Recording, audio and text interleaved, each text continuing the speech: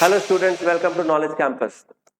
आज के लेक्चर में हम लोग स्टार्ट करेंगे प्रोसेस कॉस्टिंग के न्यूमेरिकल को। पिछले क्लास में मैंने आपको बताया था प्रोसेस कॉस्टिंग के कॉन्सेप्ट, इसके बारे में, इस चैप्टर क्या होती है, किस बारे में ये चैप्टर है, चैप्टर का बेसिक इंट्रोडक्शन मैंने आपको बताया था। और अब आज के इस लेक्चर में हम लोग स्टार्ट करेंगे प्रॉब्लम। तो आई होप आपने वो बेसिक फर्स्ट लेक्चर को देखा है। प्रोसेस कॉस्टिंग क्या होती है, क्यों हम लोग इसको यूज करते हैं, कौन सी इंडस्ट्रीज के लिए ये रिलेवेंट है, एप्लीकेबल है, नॉर्मल लॉस क्या है, एबनॉर्मल लॉस क्या है, और ये एबनॉर्मल गेन क्या है, ये सब आपने जरूर देख लिया होगा, पढ़ लिया होगा। और अगर आपने नहीं देखा तो मैं आपसे रिक्वेस्ट करूंगा कि पहले आप उस फर्स्ट पार्ट को देख लो जिसमें मैंने इंट्रोडक्शन समझाया था इस चैप्टर का। अदरवाइज आपको आज की क्लास ठीक से समझ नहीं आएगी, क्योंकि आज हम लोग स्टार्ट करने वाले हैं न्यूमेरिकल।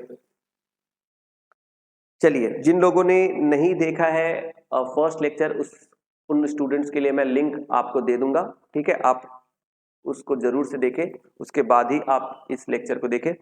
तो आज के लेक्चर में हम लोग स्टार्ट करने वाले हैं प्रोसेस कॉस्टिंग के लेक्चर को, और हमारा ये फर्स्ट लेक्चर है। इस प्रॉब्लम को सॉल्व करते करते ही मैं आपको न्यूमेरिकल के साथ साथ कॉन्सेप्ट भी समझाता चलूंगा, ठीक है। तो चलिए, प्रॉब्लम नंबर 1 हम लोग देखते हैं। लिंडवाल Limited produces a standard product through process 1 and process 2.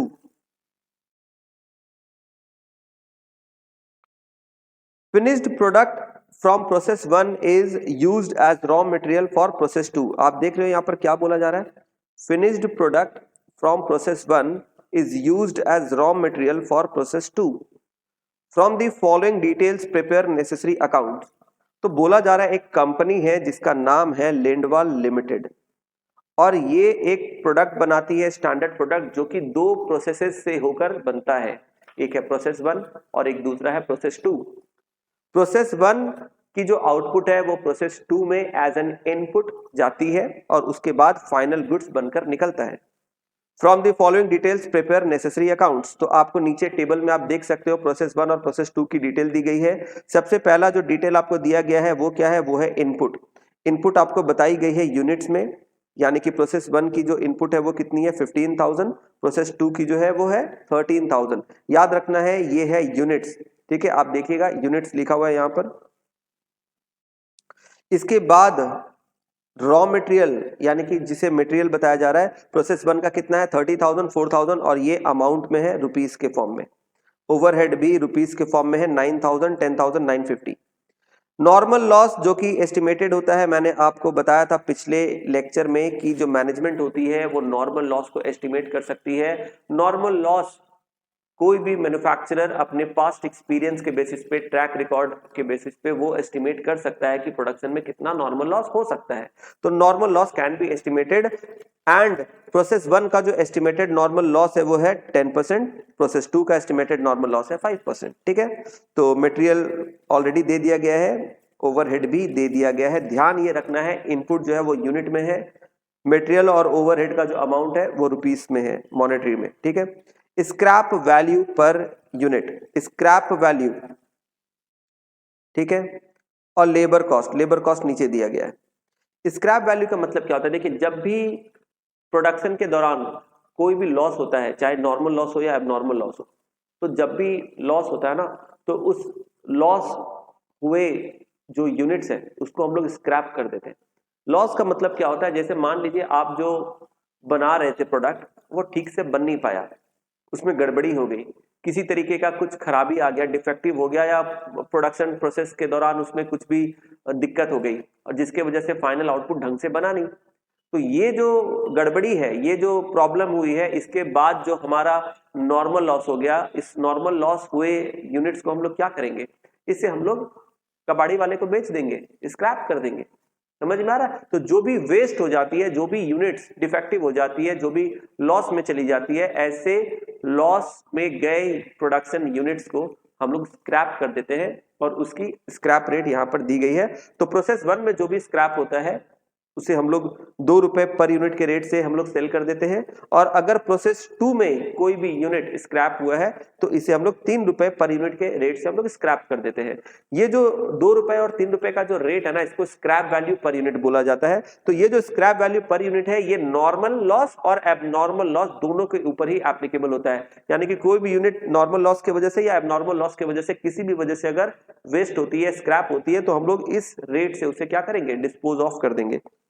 बाकी लेबर की जो कॉस्ट है वो बताई गई है यहां पर 18,000, 15,275।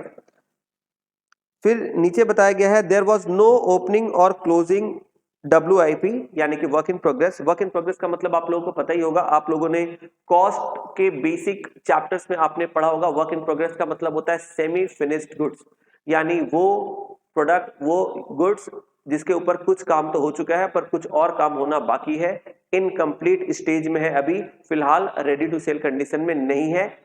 इनकम्प्लीट गुड्स भी इसको बोलते हैं और इसे कॉस्टिंग के प्रॉपर टर्म में वर्क इन प्रोग्रेस बोला जाता है। ठीक है, तो बताया जा रहा है कि ओपनिंग और क्लोजिंग में कोई भी वर्क इन प्रोग्रेस नहीं है।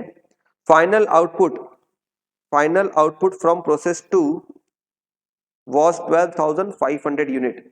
प्रोसेस 2 से जो फाइनल आउटपुट बनता है वो कितना बनता है, 12,500 यूनिट।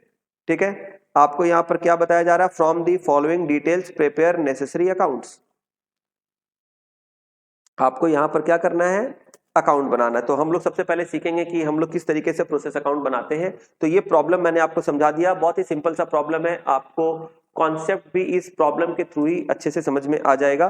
तो चलिए फटाफट से अब आगे हम लोग इसे सॉल्व करते हैं।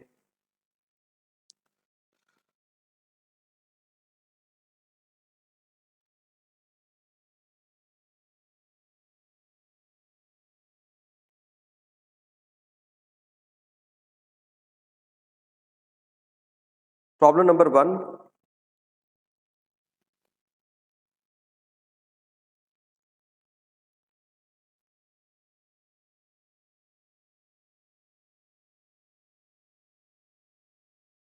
Process 1 account.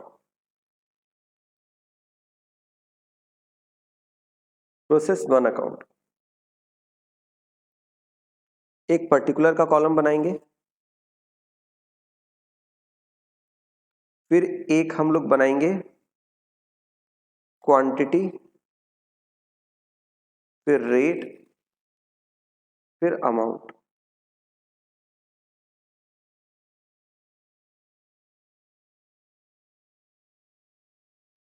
Particulars, quantity, rate और फिर अमाउंट।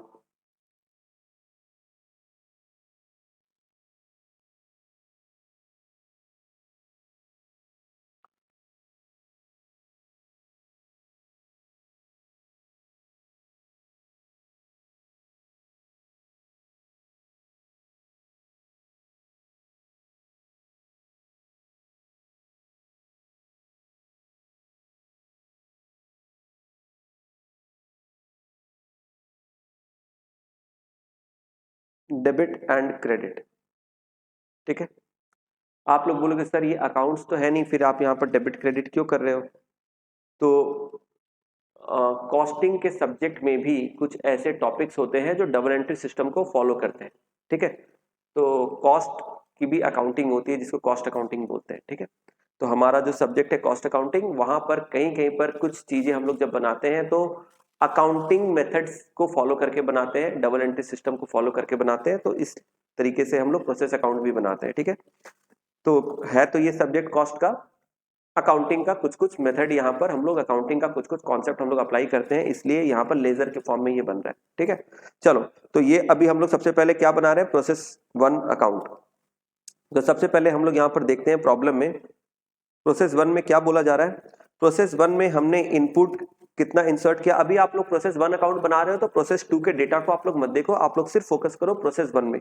तो प्रोसेस 1 में हमने इनपुट डाला था 15,000 यूनिट का, मटेरियल हमने कितने का लगाया था, 30,000 रुपए का, ओवरहेड 9,000 रुपए का और लेबर 18,000 रुपए का। तो सबसे पहले हम लोगों ने जो भी इनपुट यहाँ पर लगाया था उसको लिखते हैं। सबसे पहले लिखेंगे 2 रॉ मटेरियल्स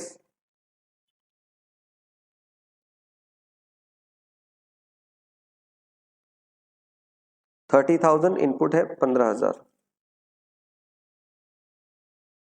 अमाउंट में लिखेंगे 30,000, यूनिट में लिख देंगे 15,000, ठीक है। फिर इसी तरीके से टू लेबर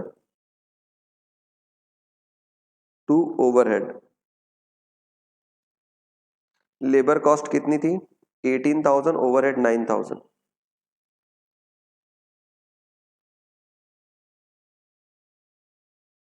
ठीक है। तो देखिए मैंने क्या किया, रॉ मटेरियल लेबर ओवरहेड इन सभी का जो भी अमाउंट था उसे अमाउंट के कॉलम में लिखा, यूनिट को मैंने रॉ मटेरियल में लिखा क्वांटिटी के कॉलम में, क्योंकि जो यूनिट है इनपुट की वो रॉ मटेरियल की हो सकती है, ओवरहेड या लेबर को हम लोग यूनिट के टर्म्स में तो मेजर नहीं कर सकते,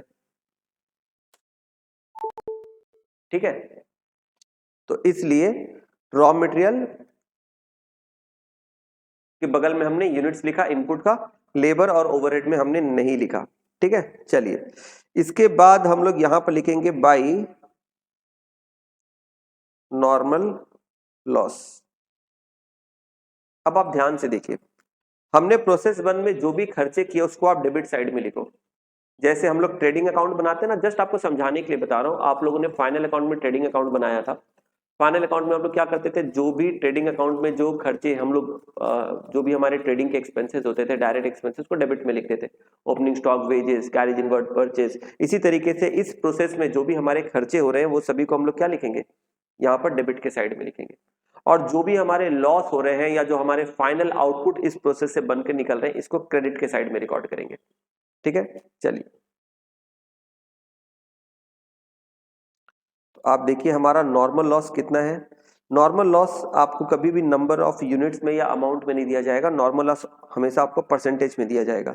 तो आप देखिए प्रोसेस वन में आपका नॉर्मल लॉस कितना था 10%, प्रॉब्लम में दिख रहा है 10% आपका नॉर्मल लॉस था। अब सवाल ये है 10% किसका, तो जो आपने इनिशियल इनपुट डाला था ना उसका 10%। तो आपका इनिशियल इनपुट कितना था, इनिशियल इनपुट आपका था 15,000 यूनिट, उसका 10% कितना हो जाता है 1500। तो आप नॉर्मल लॉस के यूनिट्स में कितना लिखोगे 1500, ठीक है। अच्छा इसके बाद जो रेट का कॉलम है आप देखिए स्क्रैप वैल्यू कितना है, प्रोसेस वन का स्क्रैप वैल्यू है पर यूनिट का 2 रुपया, यानी जो भी हमारा नॉर्मल लॉस होगा इसे स्क्रैप वैल्यू के रेट से हम लोग बेच देते हैं, मैंने अभी आपको बताया था थोड़ी देर पहले। तो हमारा जो भी नॉर्मल लॉस होगा उसे 2 रुपए के रेट से हम लोग क्या करेंगे, सेल कर देंगे। तो प्रोसेस वन का स्क्रैप वैल्यू कितना है 2 रुपीज करके, तो 1500 यूनिट का कितना हो जाएगा 2 रुपीज के रेट से हो जाता है 3000। तो हमने यहां पर क्या किया 15,000 जो हमारा इनपुट था उसका हमने 10% ले लिया, तो ये आया हमारा 1500 और 2 रुपए के स्क्रैप वैल्यू के रेट से टोटल अमाउंट आ गया 3000। तो ये हो गया हमारा नॉर्मल लॉस, ठीक है, समझ में आया आपको। चलिए तो अब आप ध्यान दीजिए, और तो कोई भी डेटा यहां पर बताया नहीं गया है, ठीक है, बाकी सारी चीजें हमने ले ली, प्रोसेस वन का जितना भी फिगर था वो सब हमने ले लिया। और तो प्रोसेस वन के बारे में कुछ बताया गया, देखो प्रोसेस वन का और कोई भी इंफॉर्मेशन है, इनपुट हमने ले लिया 15,000 unit, material, overhead, normal loss, scrap value, labour, सारा कुछ हमने प्रोसेस वन का डेटा यूज कर लिया। अब हमें क्या करना है, अब हमें बैलेंस करना है। तो बैलेंस करने के पहले आप एक बार देखो प्रोसेस टू का, आप ध्यान दो प्रोसेस टू का इनपुट कितना है, प्रोसेस टू का इनपुट एक बार नजर डालो, प्रोसेस टू की जो इनपुट है वो कितनी है 13,000 यूनिट, आपको दिख रहा है 13,000 यूनिट। अब आप मुझे एक बात बताओ, प्रोसेस वन में हमने कितना इनपुट इंसर्ट किया था, प्रोसेस वन में हमने इनपुट डाला था 15,000, जिसमें से नॉर्मल लॉस हो गया कितना 1500। तो अगर 15,000 यूनिट में हमारा नॉर्मल लॉस हो जाता है 1500 यूनिट का, तो हमारे पास फाइनल आउटपुट नॉर्मल लॉस के बाद कितना बनना चाहिए 13,500, और ये जाना चाहिए प्रोसेस टू में, है ना। 15,000 हमने इनपुट डाला, 10% का नॉर्मल लॉस हो गया 1500, इसका मतलब प्रोसेस टू में कितना ट्रांसफर होना चाहिए था 13,500, लेकिन प्रॉब्लम में तो बताया जा रहा है कि प्रोसेस टू में इनपुट हुआ है कितना सिर्फ 13,000 का, यानी प्रोसेस टू में प्रोसेस वन से कितना ट्रांसफर होकर गया है 13,000 यूनिट। तो बाकी का 500 यूनिट यहाँ कहाँ चला गया, ये जो 500 यूनिट है इसका मतलब ये एबनॉर्मल लॉस हो गया, ये 500 यूनिट क्या हो गया, एबनॉर्मल लॉस। तो आप इसको कैसे लिखोगे, देखो नॉर्मल लॉस के बाद आप इसे बैलेंस करो बाई बैलेंस सीडी।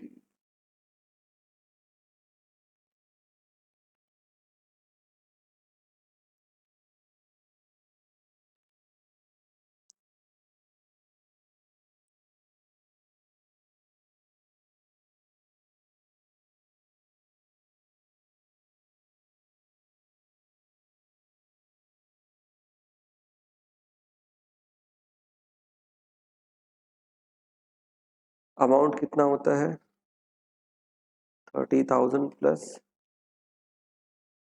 18।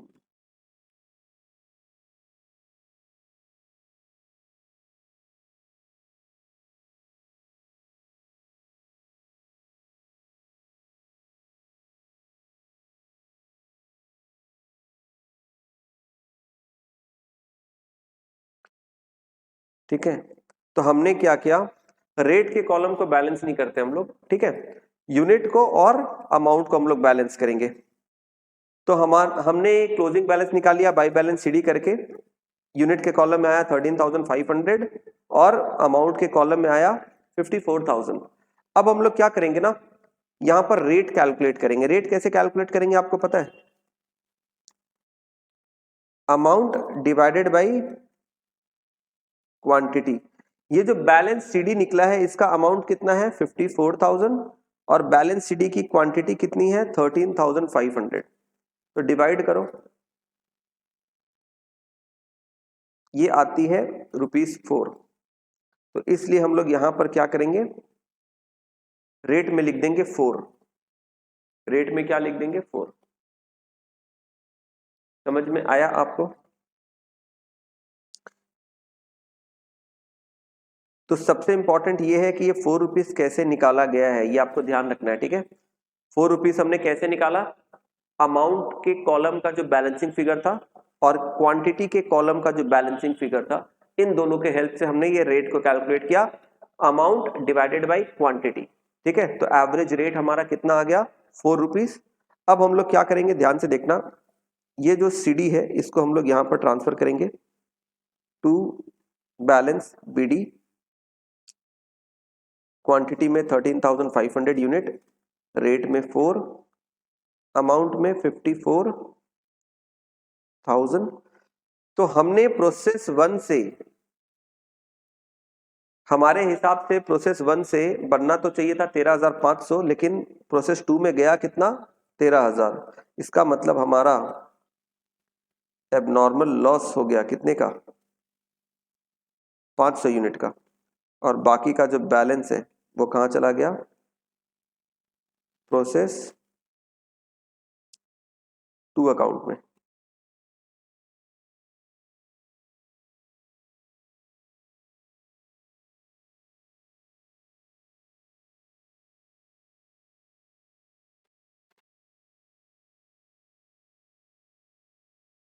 तो बैलेंसिंग फिगर से आपका क्या निकल जाएगा,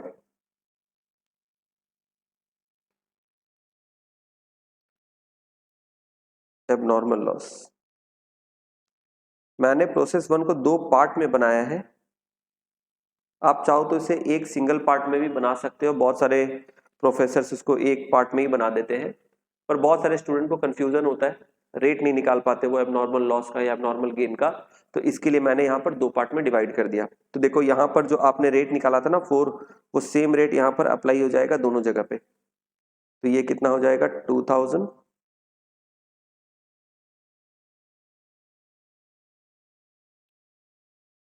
और ये हो गया 52।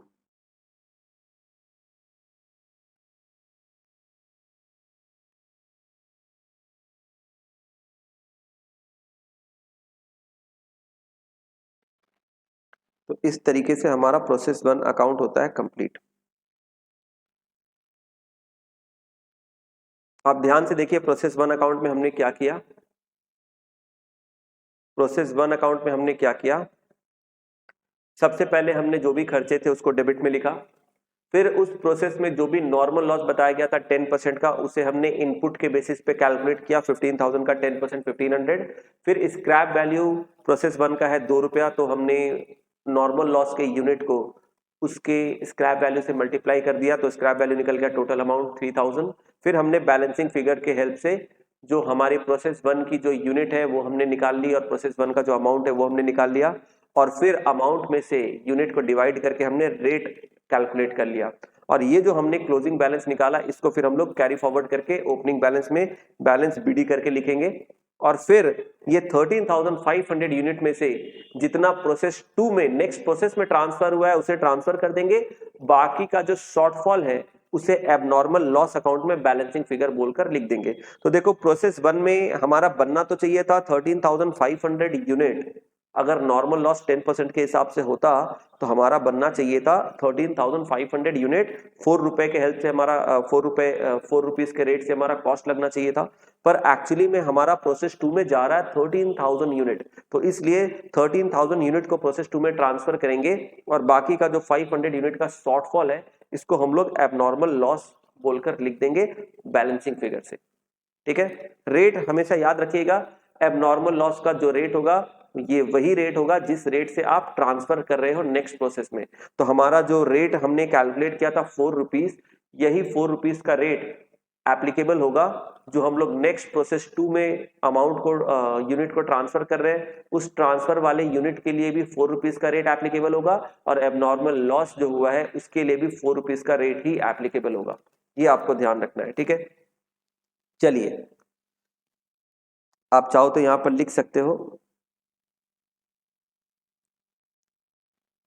प्रोसेस 2 के नीचे ट्रांसफर। अब हम लोग क्या करेंगे, इसी तरीके से बनाएंगे प्रोसेस 2 अकाउंट।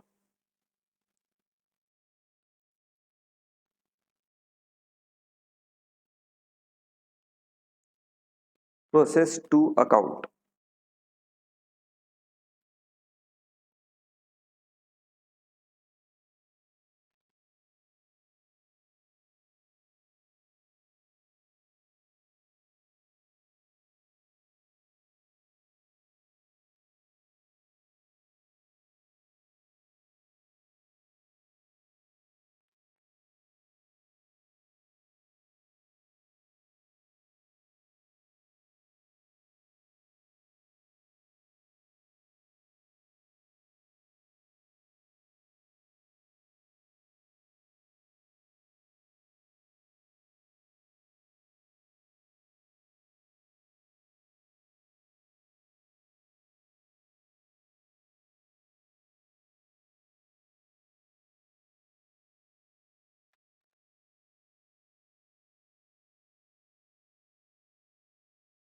ठीक है।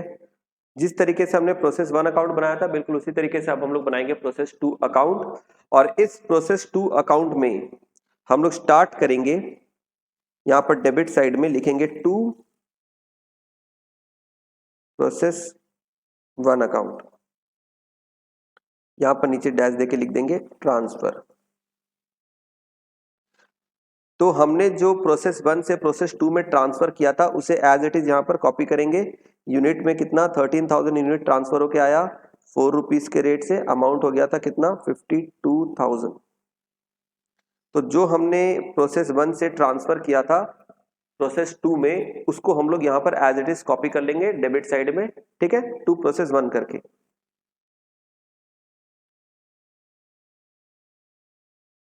चलिए इसी तरीके से अब प्रोसेस 2 में जो भी खर्चे हुए हैं वो सब लिख लेते हैं। अब आप प्रोसेस 2 के डेटा पे ध्यान दीजिए। प्रोसेस 2 में मटेरियल लगा है कितने का 4,000, फिर लेबर है 15,275,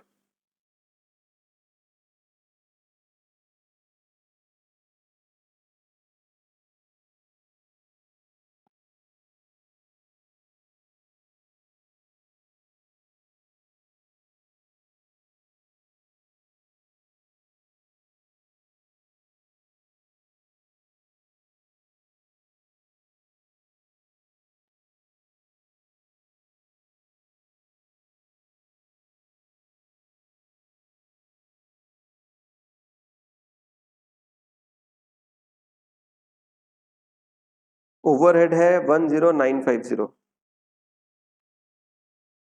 10950।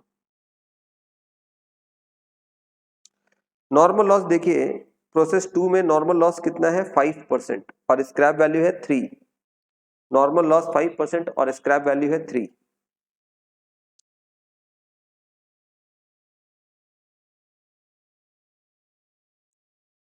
5% किसका होगा? इनपुट का। ऑलवेज याद रखिए नॉर्मल लॉस हमेशा इनपुट के बेसिस पे निकाला जाता है। प्रोसेस 2 का इनपुट कितना है? 13,000 यूनिट।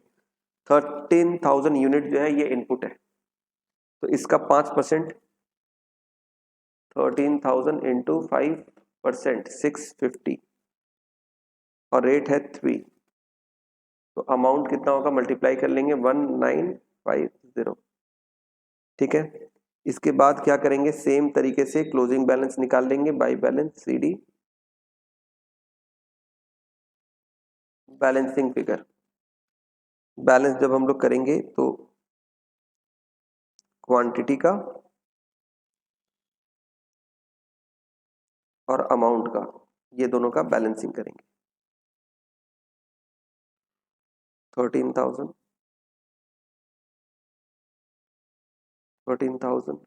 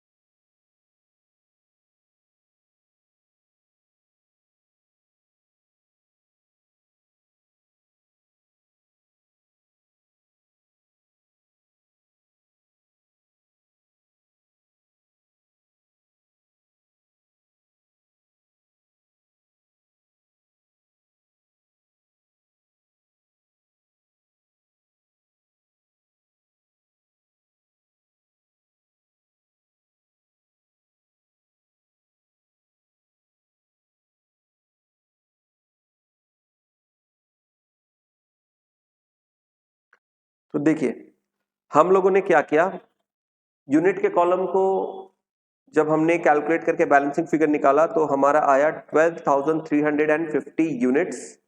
अमाउंट के कॉलम को बैलेंस करने पे हमें पता चला बैलेंसिंग फिगर कितना आ रहा है 80,275। और हमने इन दोनों फिगर के हेल्प से फिर से रेट निकाल लिया, बिल्कुल उसी तरीके से जैसा हमने प्रोसेस 1 में किया था, अमाउंट डिवाइडेड बाय यूनिट्स। यानी हमने क्या किया 80,275 डिवाइडेड बाय 12,350 यूनिट्स। जब हमने किया तो हमें रेट मिल गया पर यूनिट का कितना 6.5। ठीक है, अब इसे हम लोग कैरी फॉरवर्ड करेंगे यहां पर डेबिट में to balance BD same 12,350 rate में 6.5 अमाउंट में 80,275। ठीक है, जो सीडी था उसे हमने बीडी में डेबिट में कैरी फॉरवर्ड कर लिया। अब देखते हैं प्रॉब्लम में क्या बोला गया है। प्रॉब्लम की लास्ट लाइन को आप ध्यान से देखो, प्रॉब्लम के अंदर लास्ट लाइन आप ध्यान से देखो क्या बोला जा रहा है। Final output from process 2 was 12,500 unit. यानी कि प्रोसेस 2 से जो फाइनल आउटपुट बना वो कितना बना 12,500 यूनिट बना है। अगर फाइनल आउटपुट 12,500 यूनिट बनता है तो इसका मतलब देखो हमारे प्रोसेस 2 में कितना आउटपुट आ रहा है 12,350 आ रहा है। ये क्या बात है, ये क्या बात है। प्रॉब्लम में तो बोला जा रहा है कि फाइनल आउटपुट 12,500 बना, लेकिन हमारा तो यहां पर दिखा रहा है 12,350। इसका मतलब हमारे हिसाब से तो आउटपुट बनना चाहिए था 12,350 पर फाइनल आउटपुट बन गया 12,500। ज्यादा आउटपुट बन गया ना, एक्चुअल आउटपुट ज्यादा है, इसका मतलब जरूर हमारा नॉर्मल लॉस एस्टिमेटेड से कम हुआ होगा। हमने तो एस्टिमेट किया था 5% का नॉर्मल लॉस, यानी कि 650 यूनिट का नॉर्मल लॉस, लेकिन जरूर ऐसा लग रहा है कि 650 से कम का नॉर्मल लॉस हुआ है, तभी तो फाइनल आउटपुट ज्यादा हो रहा है। समझ में आ रहा है। और अगर हमारा नॉर्मल लॉस जो एस्टिमेटेड होता है उससे कम अगर हमारा लॉस होता है तो इसका मतलब ये क्या हो गया, ये हो गया एबनॉर्मल गेन, जैसा कि मैंने आपको बताया था।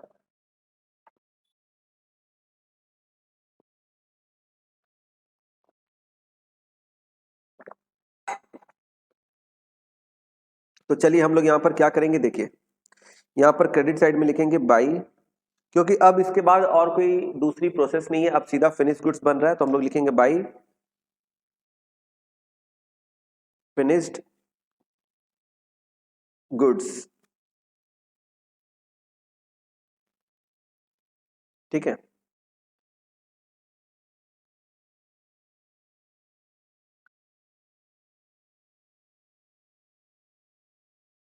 और यहां पर लिखेंगे ट्रांसफर। ट्रांसफर मतलब हमने फिनिश गुड्स में ट्रांसफर कर दिया। कितना ट्रांसफर किया, प्रॉब्लम में बताया जा रहा है 12,500 यूनिट्स। हमने फिनिश गुड्स में कितना ट्रांसफर किया, 12,500 यूनिट हमने ट्रांसफर किया। रेट क्या होगा, रेट वही जो हम लोग कैलकुलेट करते हैं 6.5। अब आप देखो 12,500 इंटू 6.5 कितना होता है, 81,250, 81,250। अब जो बैलेंसिंग फिगर आएगा ये क्या होगा, एबनॉर्मल गेन अकाउंट। इसमें आप लिख दो बैलेंसिंग फिगर।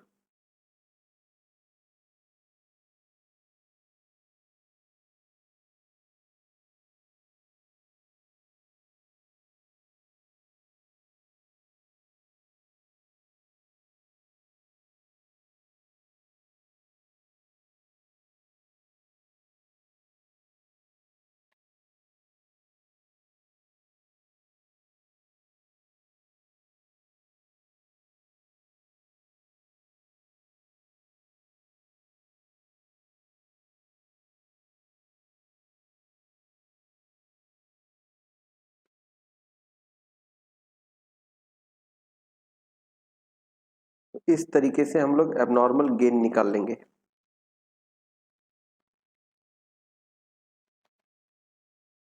तो प्रोसेस 2 अकाउंट भी यहां पर होता है हमारा कंप्लीट। तो आपने देखा हमने क्या किया,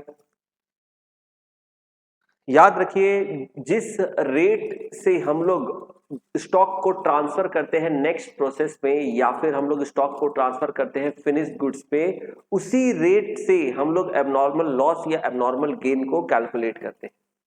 समझ में आ रहा है, फिर से मैं बोल रहा हूं, जिस रेट से हम लोग स्टॉक को या गुड्स को ट्रांसफर करते हैं नेक्स्ट प्रोसेस में या फिनिश गुड्स में, सेम रेट से एबनॉर्मल लॉस या एबनॉर्मल गेन भी कैलकुलेट किया जाता है। आप देखिए प्रोसेस 1 में हम लोग 4 रुपीज के रेट से हम लोग ट्रांसफर कर रहे थे स्टॉक को, प्रोसेस 2 में सेम रेट से 4 रुपीज करके हमने एबनॉर्मल लॉस को भी कैलकुलेट किया था। सेम इसी तरीके से प्रोसेस 2 में हमारा जो रेट आ रहा था पर यूनिट का 6.5, इसी रेट से हमने फिनिश गुड्स में स्टॉक को क्या किया, ट्रांसफर किया, और इसी रेट से हमने एबनॉर्मल गेन को भी कैलकुलेट किया। तो ये चीज आपको ध्यान रखना है, ठीक है। इस चैप्टर में प्रोसेस 1 प्रोसेस 2 बनाने के टाइम पे बहुत सारे स्टूडेंट्स को एबनॉर्मल लॉस या एबनॉर्मल गेन के रेट को कैलकुलेट करने में कभी कभी गड़बड़ी हो जाती है, कंफ्यूजन हो जाती है। तो मैंने आपको जैसे बताया इस तरीके से करना। मैंने यहाँ पर प्रोसेस 1 और प्रोसेस 2 दोनों को ही 2 पार्ट में बनाया है। बहुत सारे स्कूल में, बहुत सारे कॉलेजेस में प्रोफेसर इसे एक साथ ही मर्ज करके बनाते हो। आपको वैसे भी आप चाहो तो बना सकते हो, कोई प्रॉब्लम नहीं है। बहुत सारे ऑथर्स एक साथ मर्ज करके बुक में भी बना देते हैं, तो चलेगा, कोई दिक्कत नहीं है। जैसे मैंने बनाया है अगर आप चाहो तो इसको भी फॉलो कर सकते हो। इससे आपकी गलती होने के चांसेस कम रहेगी, आप अच्छे से आराम से बना लोगे, ठीक है। तो आज के अपने इस लेक्चर को हम लोग यहाँ पर एंड करते हैं। प्रॉब्लम नंबर 1 को हमने सॉल्व किया आज के लेक्चर में। प्रोसेस 1 प्रोसेस 2 हमने बनाना सीखा। इसके बाद कभी कभी प्रॉब्लम में बोला जाता है नॉर्मल लॉस अकाउंट बनाइए, नॉर्मल लॉस अकाउंट बनाइए, नॉर्मल गेन अकाउंट बनाइए। इसके बारे में भी हम लोग जरूर से बात करेंगे। हम लोग एबनॉर्मल लॉस, एबनॉर्मल गेन और नॉर्मल लॉस अकाउंट बनाना भी सीखेंगे। पर आज के लेक्चर को मैं यहाँ पर एंड करता हूँ। आज के बाद हमारे आने वाले नेक्स्ट लेक्चर में हम लोग नेक्स्ट प्रॉब्लम को करेंगे और अलग अलग तरह के और भी डिफरेंट कॉन्सेप्ट को सीखेंगे। एबनॉर्मल लॉस, नॉर्मल लॉस और एबनॉर्मल गेन अकाउंट कैसे बनाते हैं वो भी हम लोग बात करेंगे। तो हमारे साथ बने रहिए, हमारे इस वीडियो लेक्चर में सीक्वेंस में देखिएगा सारे के सारे लेक्चर को, तभी आपकी कॉन्सेप्चुअल क्लैरिटी बनेगी। Thank you so much, bye bye, take care.